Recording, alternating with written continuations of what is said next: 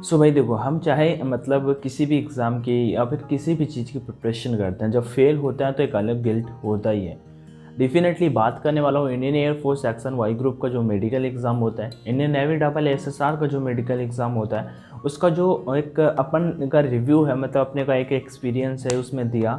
तो उसके बाद जो सीन होता है, मतलब फेल होने के बाद जो एक फ़ील आता है कि हाँ भाई अभी कैसा लग रहा है, क्या कैसा, तो वो यहाँ पे शेयर करने वाला हूँ।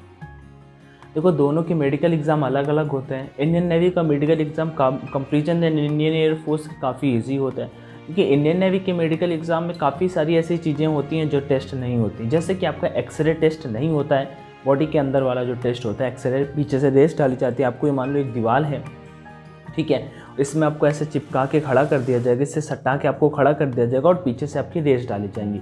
एक्सरे होता है। ईसीजी टेस्ट आपका जो होता है, इलेक्ट्रोकार्डियोग्राफ, आपको ऐसे लिटा दिया जाएगा इस तरह से, और उसमें आपका जो ऐसे हार्ट पे और हर जगह बॉडी पे ईसीजी आपका टेस्ट होता है। वो इंडियन नेवी पे नहीं होता। मे बी हियरिंग टेस्ट में भी क्या कभी कभी नहीं होता है, हियरिंग टेस्ट इतना इंपॉर्टेंट नहीं होता, बट कुछ टास्क ऐसे होते हैं इंडियन नेवी पे कंडक्ट नहीं कराए जाते हैं। सो ये कुछ चीज़ें यहाँ पे साथ में डिस्कस करने वाला हूँ, और एक एक्सपीरियंस लाइक फील क्या आता है। बेसिकली मैंने देखो रियल में बताऊँ तो मेरा 3 बार केवल मेडिकल इंडियन एयरफोर्स का हुआ है और 2 बार इंडियन नेवी का हुआ। इंडियन नेवी का मेरा 2 बार पेपर नहीं निकला और 2 बार निकला भी हुआ है, ठीक है। एक बार जालंधर से और एक बार न्यू दिल्ली से। फर्स्ट अटेम्प्ट न्यू दिल्ली पे था और लास्ट अटेम्प्ट अभी यहाँ पे था जालंधर पे। एक बार मैं पेपर देने नहीं गया था, जब सेंटर अपना तमिलनाडु चला गया था, आप सभी को पता होगा। चलो आगे बढ़ते हैं, यहाँ पे डिस्कस कर लेते हैं। अब होता क्या, जैसे मेडिकल एग्ज़ाम दे रहे हैं, फर्स्ट अटेम्प्ट क्या हुआ, मेडिकल अब फंसे, अपना आइस पे फंसे, अरे कोई बात नहीं, ऐसा ऐसे सोचा कोई बात नहीं और हो जाएगा, आगे निकल जाएगा। मेन हुआ था क्या, जब अभी से लास्ट वाला बैच में फेस सेकेंड देने नहीं गया था, उससे पहले जिस बैच का था उसमें मेरा कानपुर में था। एक चित्रकूट में हॉस्पिटल है, एशिया का कहते हैं सबसे बड़ा हॉस्पिटल है आई का, ठीक है। वहाँ से मैंने चेकअप करवाया, वो सब बनवा लिया, मतलब कागज़ वगज की शायद इससे हो जाएगा, ठीक है, दिखा देंगे। वैसे भी ये कागज़ वैलिड नहीं होते, वो मतलब डॉक्टर का रजिस्ट्रेशन नंबर वगैरह चाहिए होता है। आइज का जो एक नंबर वगैरह होता है ना फिट, उसका उनका एक रजिस्ट्रेशन चाहिए होता है कि हाँ आप इतने नंबर का चश्मा यूज करते हो, ये यूज करते हो। अब मैं लेके पहुंचा, अब जब वह पहुंचा तो वहाँ पे लिखा, वो बोल रहा है कि आपको 45 डेज से ज़्यादा नहीं होना चाहिए था। अब मेरा जो था उसका टाइम काफ़ी ओवर हो गया था, तो उसमें वो चीज़ें मतलब जब टाइम ओवर हो गया था तो उन्होंने कहा कि सर ऐसी ऐसी बात है। अब तो मतलब वो ऐसा नहीं बोलेंगे कि सर ऐसी ऐसी बात है।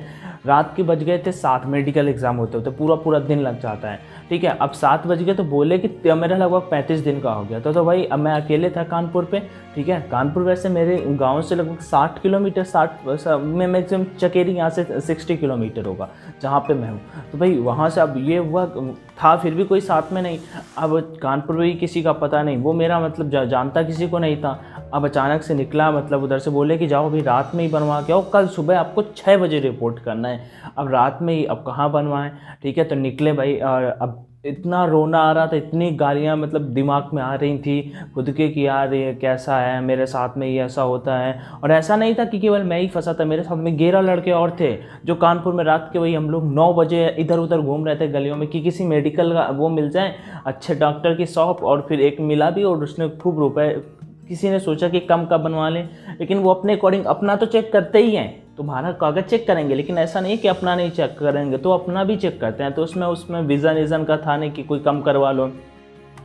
फाइनली हमने बनवाया, ठीक है। और बनवाया क्या, और उसमें ऐसा भी था कि रुपए की कमी, ठीक है। पता लगा 600 रुपये जेब में और 400 रुपये को बना रहा है, 200 रुपये लेके घर भी बैक आना है, लेकिन ये एक रहता। तो पहला नंबर तो यहाँ पे था कि आइज को लेके रात में वही 11 बजे घूमो, इधर उधर फिरते रहे, और फिर बाद में कहीं कोई मिल नहीं रहा था, काफ़ी लोग थे। और बाद में मतलब रोना आ रहा था कि यार पता नहीं हमारे साथ में ये ऐसा होता है, क्योंकि उससे पहले मैं ऑलरेडी फेल हो चुका था 2 बार मेडिकल एग्जाम में, केवल अपनी गलतियों की वजह से। कि मान लो मैंने लैसिक नहीं कराया, और ये लैसिक ना कराने का रीज़न एक सिंपल सा था कि यार पेरेंट्स के रुपए ना लगे, बस इतनी मतलब बेकार वाली सोच, जिसे सोच के भी गिल्ट टाइप में होता है कि फिर भी था नहीं यार, सिंपल सी बात बन जाती है। मैंने नहीं बोला कभी इसकी मुझे लैसिक करा दीजिए मम्मी पापा, मतलब उन्होंने बोला भी कुछ ऐसा, लेकिन लैसिक ऐसे का उतना ज़्यादा पता भी नहीं था कि लैसिक के बाद वो हो जाता है, फिट हो जाते हैं कैंडिडेट। तो मेन और होता है क्या, डिफेंस फोर्सेस में जाने के लिए भाई आईज एक अपना अलग ही इंपॉर्टेंट रोल प्ले करता है। अगर आईज फिट नहीं है तो फिर आप कहाँ से फिट हो जाओगे, आप तो आउट कर दिए जाओगे ना। तो वो चीज़ तो वहाँ से चलो हो गई। उधर से मतलब फाइनली नेक्स्ट डे जब पहुँचे लेके तो उसका विजन ज़्यादा था, जिनकी एक्स ग्रुप की कैटेगरी पर नंबर 2.25 था, 1 पर 2.50 था। वाई ग्रुप का था नहीं, वो एक्स ग्रुप वाला था।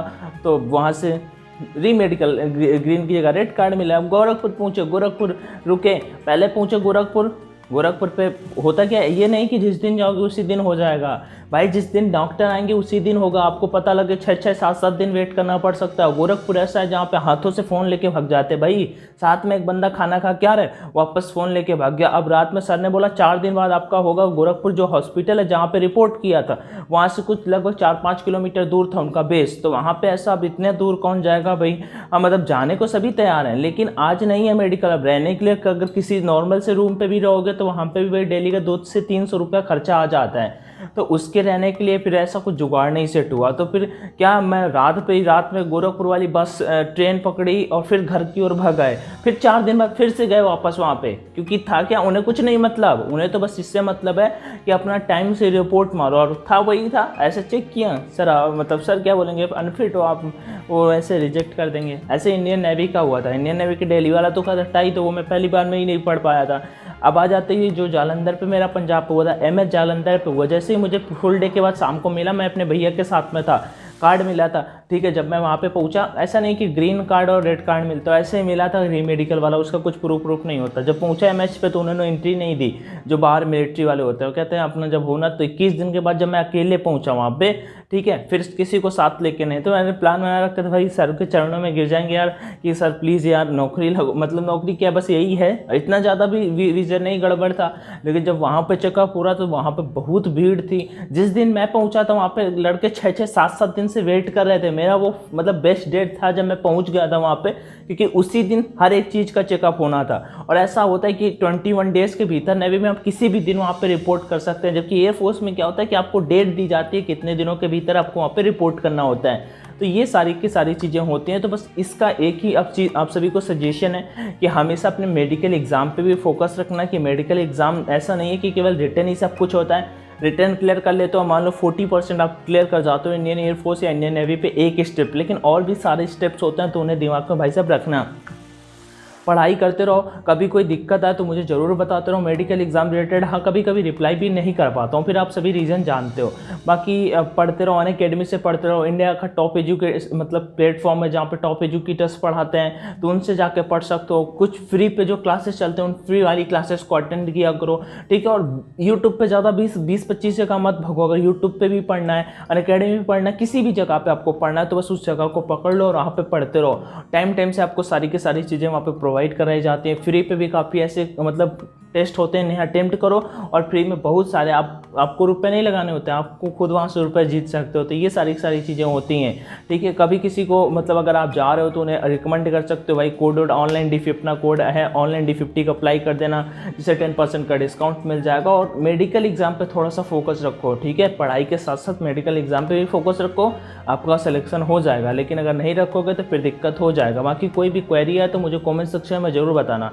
वीडियो देखने के लिए थैंक यू सो मच। मुझे लगा कि आप सभी के कुछ ऐसे डाउट बनते होंगे जो मेडिकल एग्जाम रिलेटेड होंगे। ये मेरा सेल्फ का एक्सपीरियंस था, वो आपके साथ में शेयर करना मुझे अच्छा लगा। बाकी thank you so much, do share if you like it, otherwise कोई बात नहीं। जय हिंद।